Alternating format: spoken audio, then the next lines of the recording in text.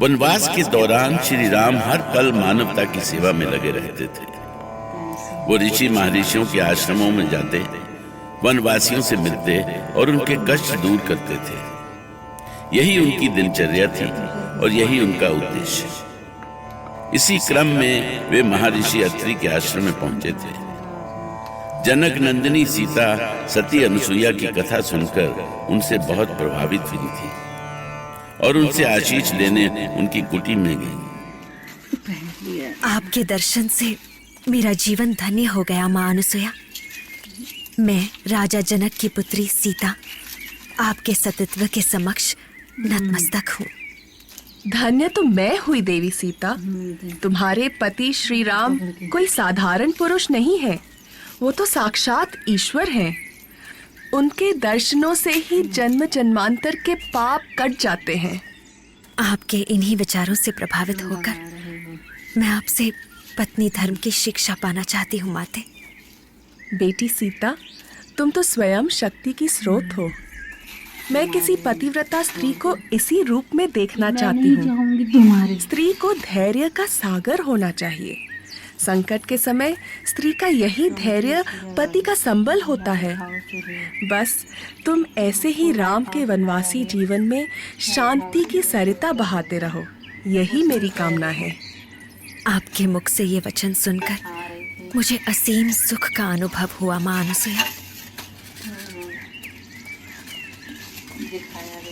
महर्षि अत्रि, मैं जानता हूँ कि इस वन में रहने वाले ऋषि महर्षि बड़े संकट में हैं।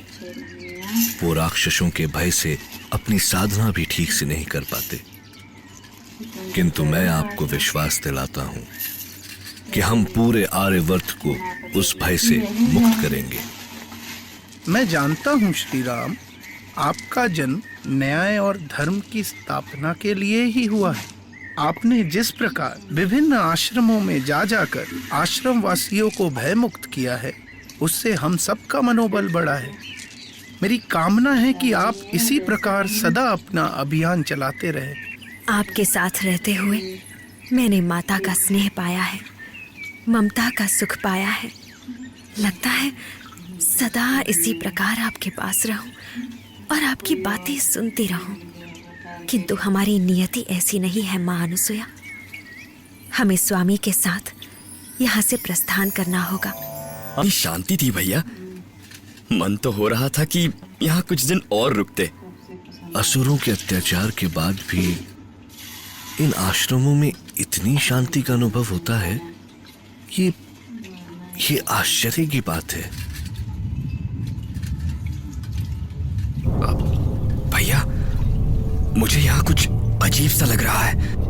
हाँ, पर पता नहीं ये है क्या। स्वामी अचानक जैसे बहुत ताप अनुभव हो रहा है, जैसे शरीर जल रहा है। रुक जाओ सीते, आगे मत बढ़ो। ठहरो लक्ष्मण। भैया देखो, ताप से पेड़ और वनस्पतियां जलने लगी हैं। हे ईश्वर, ये क्या हो रहा है। स्वामी मुझे बहुत भय लग रहा है। मैं इस ताप को सहन नहीं कर सकती। कौन है? सामने आओ। साहस है तो मेरे सामने आओ। ये अवश्य ही कोई असुर है। मैं देखता हूँ भैया। नहीं लक्ष्मण, रुक जाओ। वो जो भी है स्वयं यहाँ आएगा। तुम सामने क्यों नहीं आते? सामने आओ, बोलो क्या चाहते हो हमसे। कैसा भयानक राक्षस था जिसके आने भर से ही वन में हर ओर आग लगने लगी थी। पेड़ और पत्तियां धू धू करके जलने लगी थी। राम और लक्ष्मण ने बहुत कोशिश की कि वो एक बार सामने तो आए। यदि वो दिखा ही नहीं तो वो युद्ध कैसे करेंगे। पर क्या वो सामने आएगा?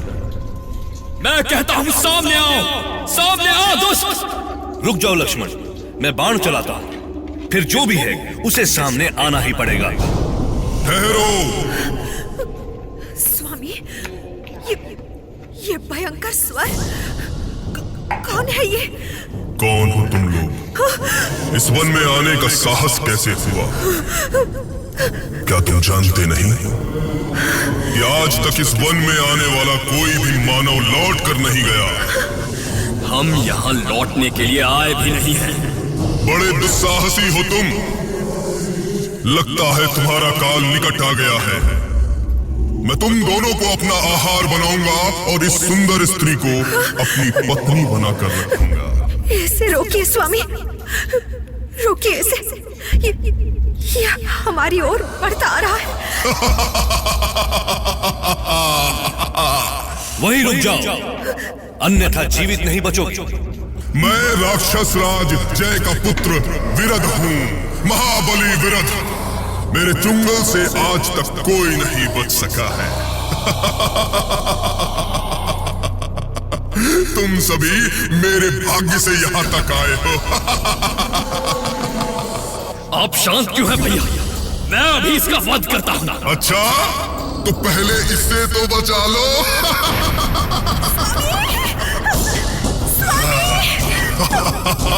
दुष्ट राक्षस, तेरा ये दुस्साहस! बचाइए स्वामी, मुझे बचाइए। छोड़ दे मुझे, छोड़ दे।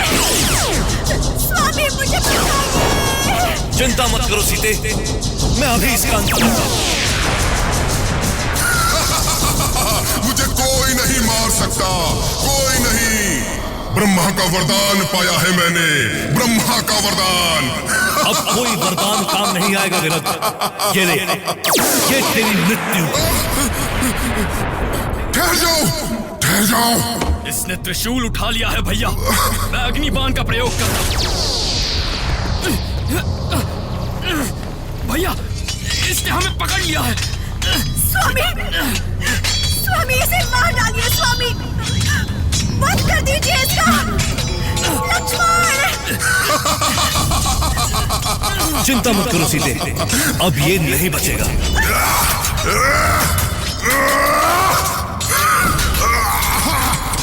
छोड़ दो मुझे, छोड़ दो। लक्ष्मण, अभी ये मरा नहीं है।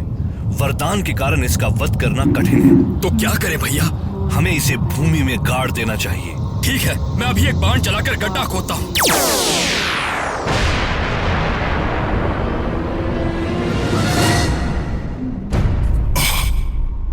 क्षमा करें प्रभु, क्षमा करें। मैं तुम्हारू नाम का गंधर्व हूँ। कुबेर ने मुझे राक्षस होने का शाप दिया था। क्षमा करें प्रभु, क्षमा करें। आपकी कृपा से ही मुझे शाप से मुक्ति मिल गई।